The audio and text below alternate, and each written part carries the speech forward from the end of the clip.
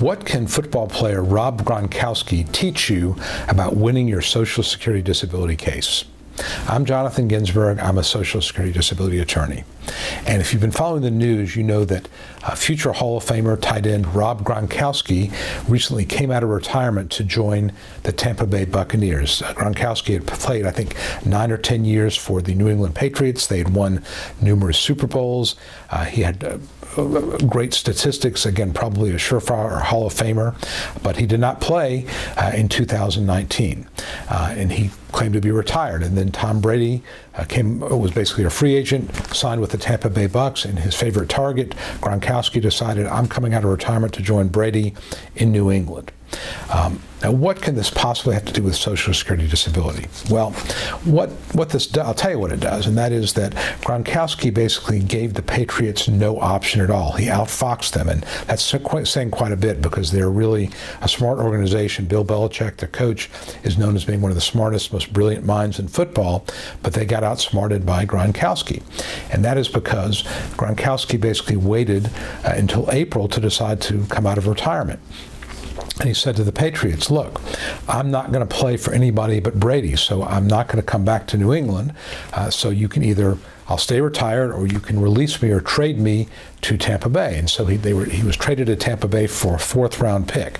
Now, again, this is a Hall of Fame tight end. He's 30, but he's still a Hall of Fame player, going to play with a Hall of Fame quarterback, and all the New England got from that was a 4th-round pick, a guy who may never even see the field. Who knows? And the second thing that Gronkowski did by waiting was New England had already signed a bunch of players. They don't have room in their salary cap. So even if he says, I want to come back to New England, they wouldn't be able to sign him. He gave them no choice whatsoever. So in Social Security, you want to do the same thing with your judge. Give the judge no choice but to find you disabled. And you do that by building a case with the essential building blocks that I'm going to tell you about. Number one, you want to have if at all possible, and I realize not every case can do this, but if you can, you give the judge, even judges who don't like to approve cases, you give them no choice.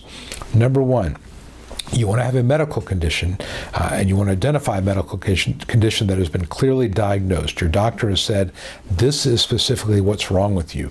Much stronger than saying, we don't know what's wrong with you, but we're treating you anyway. If you have a specific diagnosis, that makes a big difference. And if that diagnosis can be confirmed by a test like an MRI or CT, even better. That is plank one of building a really, really strong disability case. Number two, you want to be completely compliant with your doctor's treatment protocol. So if the doctor says, take this medication, you take it as prescribed. Even if you're having terrible side effects, you still take it. And you're cooperative with your doctor, do everything your doctor says. The flip side of that is that there should be no drug-seeking behavior, no overtaking pain medications, no asking the doctor for additional pain medications. Those are red flags that doctors see, as well as Social Security judges. So be totally compliant with what your doctor has to say.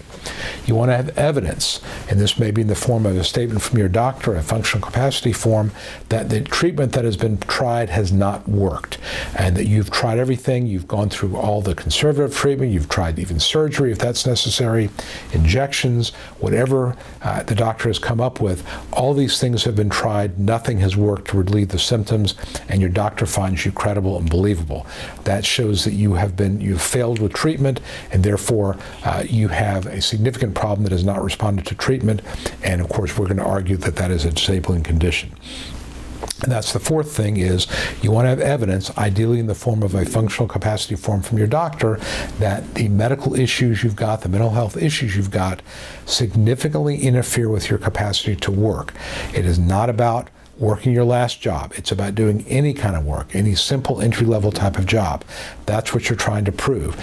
Your diagnosis is not that important. It's more about the effect of the diagnosis, the effect of medications, side effects, and so forth on your capacity to work. And talk to your lawyer about identifying those symptoms and medication side effects that seem to pull the most weight. For example, I've had a lot of success in my career with cases where my clients' condition or side effects cause bathroom problems, frequency of urination, urgency of urination, problems getting to the bathroom on time, needing to be in the bathroom for 10 to 15 to 20 minutes, going to the bathroom frequently. All these things make a big difference. Other conditions that may require you to keep your legs extended, because again, in a job, you can't be in a job with your legs extended. That is not an accommodation most employers are going to give you. Conditions that require you to have to walk around, to stretch out, not just standing in one place, but walking around. So talk to your lawyer about coming up with a strategy of identifying specific activity limitations, things that you've got to do to relieve the pain. If you've got to take a nap, to lie down, medications make you drowsy. These are all things that would interfere with your ability to be reliable in a competitive work environment. That's the strategy you want to come up with. If you can identify all those things, you get them supported by your doctor with forms, with narrative reports, and you're very clear about your limitations, you give the judge no choice. And I've had judges tell me that the strongest cases are ones where they have no choice but to approve because all the medical lines up. There's nothing to suggest that the claimant is being anything but truthful. And the final point here, let's call it a bonus tip, go in with the right attitude.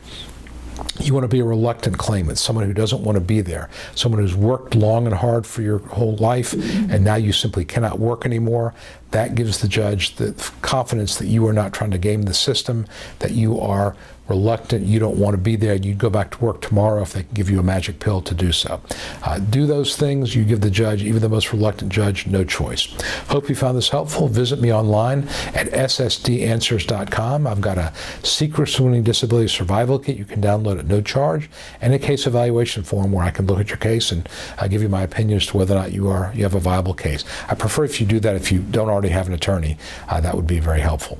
Again, I'm Jonathan Ginsburg, and I wish you the best. And final comment, final point, really important, probably the most important thing I'm going to tell you is go ahead and root for Gronkowski in Tampa Bay, except when he's playing the Falcons, because I'm in Atlanta, I'm from Atlanta, and the Falcons are my team. So we want Gronkowski to have all the success in the world except the 2 times a year when the Bucs play the Falcons. Keep that in mind, be safe out there, and be well. Jonathan Ginsburg here, wishing you the best. Hi, this is Jonathan Ginsburg, and I hope you found this video helpful. If you'd like to know more about how to win your Social Security disability case, I'd like to invite you to download my Secrets to Getting Approved Early Survival Kit that I created just for people like you. Currently, I'm making the survival kit available at no cost, and I encourage you to grab your copy now. Some of the topics I cover include, how do I know if I have a case?